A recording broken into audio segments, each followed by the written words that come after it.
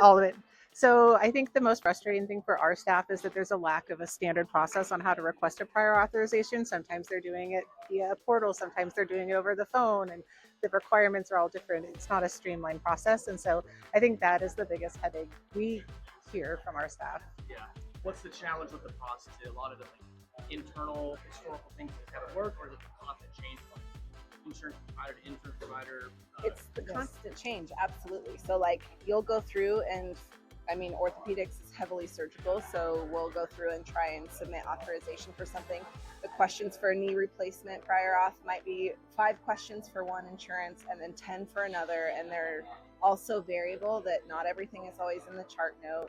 And if you can't submit it online, then you're on the phone for 30 plus minutes at a time. And then usually it hangs up right about 31 minutes. And then you got to call right back. So it's overwhelming sometimes for our staff. And that's after you figure out the process in the first place. Is this one I need to call? Is this one I need to access via a portal? So, But I think the time is the biggest piece of that because of all the little nuances. I think we have plenty of people because we're fortunate to have plenty of people, but the process itself warrants having a large number of staff when it really shouldn't. Right. So we shouldn't have one person spending 3 hours trying to get a prior authorization per patient. That's